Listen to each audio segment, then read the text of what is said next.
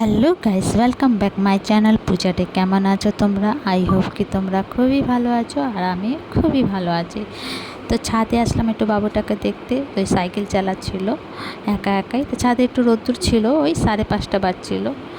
তো চলো রান্নাটা সেরে নিই। রাত্রিরে রান্নাটা যদি সেরে নেওয়া যায় তো রাত্রিরে অনেক হালকা লাগে।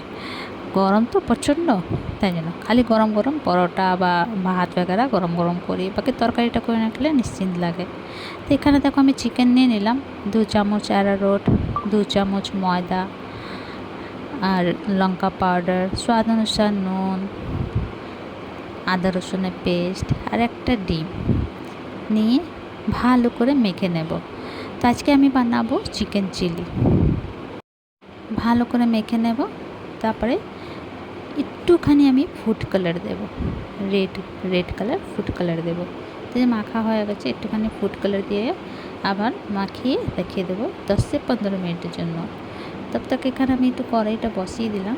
কড়াইটা আমার গরম হয়ে গেছে, তো দিয়ে দেবো আমি সাদা অয়েল। তো এই যে দেখো, তো আমি হাই ফ্লেমে বানাবো। তো এখানে 10-15 মিনিট হয়ে গেছিলো। তো এখানে আমার তেলটাও গরম হয়ে গেছে, তবে আমি হাই ফ্লেমে ফ্রাই করব। তো ঢেকে ঢেকে একটু ফ্রাই করব। হালাকি চিকেন তাড়াতাড়ি সিদ্ধ হয়ে যায়, তবে আমি ঢেকে ঢেকে একটু ফ্রাই করব, কি ভালো করে যেন সিদ্ধ হয়ে যায়।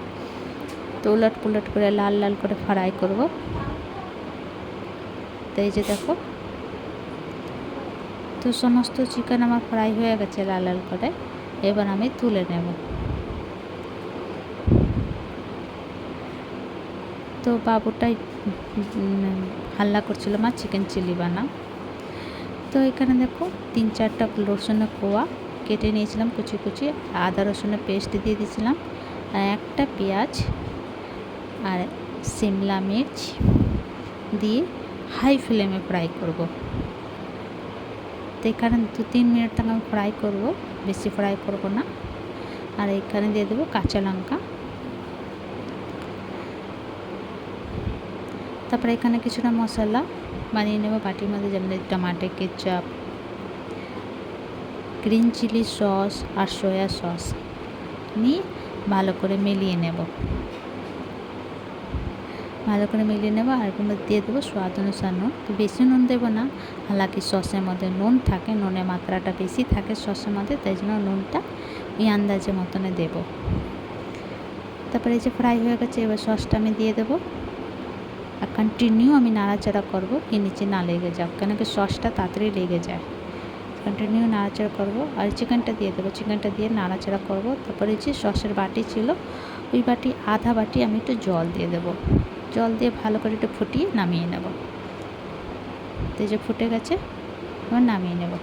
তো তোমাদেরকে আমার ভিডিওটা কেমন লাগলো? ভালো লাগলে প্লিজ লাইক শেয়ার কমেন্ট করো, সাবস্ক্রাইব করে দিও। আবার নতুন ভিডিওর সঙ্গে দেখা হবে। তো তোমরা সবাই ভালো থেকো, সুস্থ থেকো। ভিডিওটা এখানে শেষ করছি। Bye bye, take care.